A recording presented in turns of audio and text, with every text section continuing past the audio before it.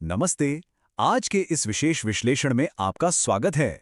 आज हम एक बहुत ही दिलचस्प और गहरे विषय पर बात करने वाले हैं। देखिए, हम सभी अपनी रोजमर्रा की जिंदगी में कभी ना कभी डर, चिंता या स्ट्रेस से गुजरते ही हैं, है ना? लेकिन जरा सोचिए, अगर हमारे पास एक ऐसा प्राचीन और बिल्कुल सुरक्षित तरीका हो जिससे हम एक अटूट मानसिक शक्ति और निडरता पा सकें, तो कैसा रहेगा? आज हम डिकोड करने जा रहे हैं काल भैरव साधना की सात्विक विधि को। सच कहूं तो ये कोई रहस्यमयी या डरावना जादू टोना बिल्कुल नहीं है, बल्कि ये एक बहुत ही अनुशासित और शांत रास्ता है जो हम जैसे आम लोगों के लिए बना है, जो अपने अंदर एक असाधारण मानसिक दृढ़ता जगाना चाहते हैं। तो चलिए सीधा इस गहरे संकल्प से शुरुआत करते हैं। जरा इस विचार पर गौर कीजिए। मैं श्रद्धा और सद्भाव से काल भैरव की उपासना कर रहा हूँ। मुझे निर्भयता, सद्बुद्धि और रक्षा प्राप्त हो। ये सिर्फ कुछ शब्द नहीं है, सच कहूँ तो ये इस पूरी साधना का दिल है।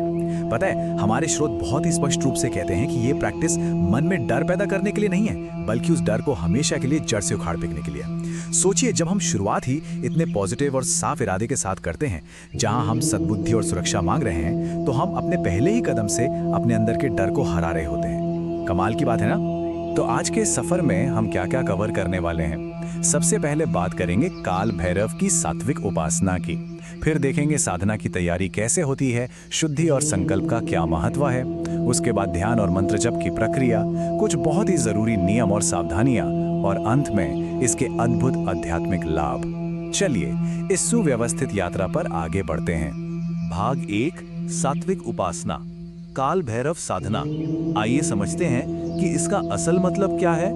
अक्सर ऐसा होता है ना कि काल भैरव का नाम सुनते ही हमारे दिमाग में भगवान शिव के एक बहुत ही उग्र या डरावने रूप की तस्वीर बन जाती है। लेकिन ठहरिए, हमारा मूल स्रोत यहाँ एक बिल्कुल अलग ही नजरिया पेश करता है। ये बहुत ही साफ तौर पर बताता है कि ये खास विधि पूरी तरह से सात्विक है। आसान शब्दों में कहूँ तो इसका उन भारी भरकम या डरावने तांत्रिक अनुष्ठानों से कोई लेना देना नहीं है, बिल्कुल भी नहीं। ये एक बहुत ही शुद्ध, शांत और एकदम सुरक्षित तरीका है। कोई भी ऐसा इंसान जो अपने अंदर के साहस और मानसिक बल को जगाना चाहता है, इसे बेझिझक अपना सकता है। इसका असल मकसद डरना नहीं है, बल्कि उस देवता के कल्याणकारी और रक्षक स्वरूप के साथ जुड़ना है। भाग 2, साधना की तैयारी, समय और सामग्री। अब देखते हैं कि इसके लिए खुद को तैयार कैसे करना है।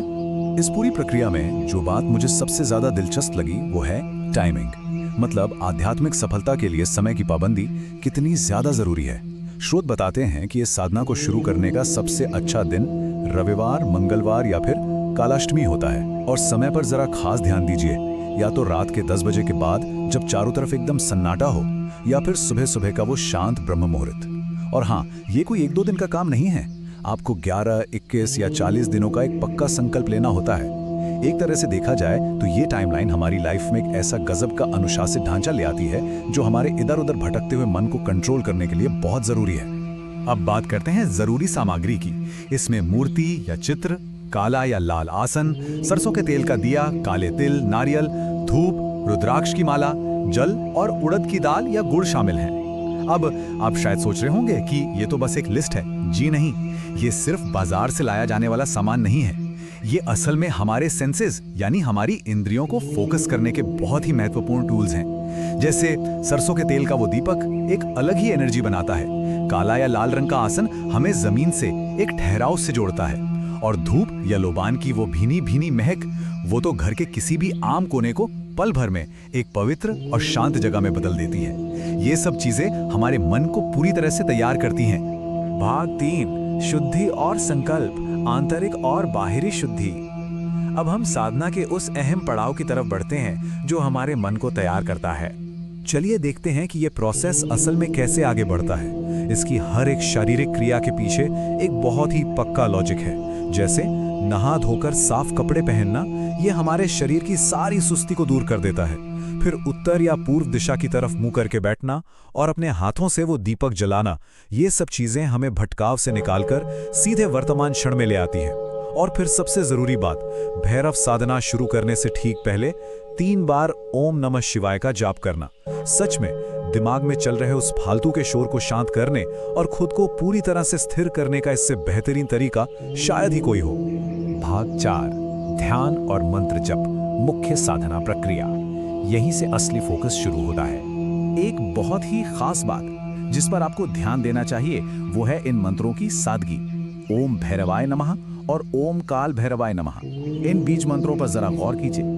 स्रोत बताते हैं कि इनका जाप करते वक्त आपको काल भैरव के उस तेजस्वी लेकिन कल्याण करने वाले रूप को अपने मन में बसाना है। और यकीन मानिए, ये कोई बहुत ही मुश्किल या उलझे हुए मंत्र नहीं है। ये तो वो शक्तिशाली ध्वनियां हैं जो सीधा हमारी चेतना पर असर करती हैं। एक तरह से ये हमारे मन के भीतर एक बहुत ही स्थिर और रक्षक ऊर्जा को जगाने का काम करती हैं। अब ये सिर्फ कुछ शब्दों को बार बार रटने जैसा बिल्कुल नहीं है। इसका तरीका बहुत ही स्पेसिफिक है। आपको रुद्राक्ष की माला का इस्तेमाल करना है और पूरे 108 बार जाप करना है। और हाँ, कोई जल्दबाजी नहीं, उच्चारण बिल्कुल साफ और धीमा होना चाहिए। सबसे जरूरी बात तो ये है कि आपकी नजरें या तो उस सरसों के तेल वाले दीपक की लौ पर टिकी होनी चाहिए या फिर सीधे देवता की मूर्ति पर। जब आप इस शांत अनुशासन को रोजाना बिल्कुल एक ही समय पर फॉलो करते हैं ना, तो आप सोच भी नहीं सकते कि आपके अंदर कितनी गजब की एकाग्रता पैदा करता है। आपका दिमाग अपने आप उस समय एकदम फोकस्ड होने के लिए ट्रेन हो जाता है। भाग 5, नियम और सावधानियां सफल साधना के लिए, क्योंकि बिना सही नियम के तो कोई भी साधना अधूरी है। ये हिस्सा बहुत ही खूबसूरती से ये समझाता है कि साधना का मतलब सिर्फ वो कुछ समय आसन पर बैठना नहीं है। बिल्कुल नहीं। इसके लिए आपको अपनी पूरी जीवन शैली में एक बदलाव लाना पड़ता है। सात्विक खाना, आत्मसंयम और एक साफ सुथरा जीवन, ये सब उस सकारात्मक ऊर्जा को बनाए रखने के लिए बहुत जरूरी है।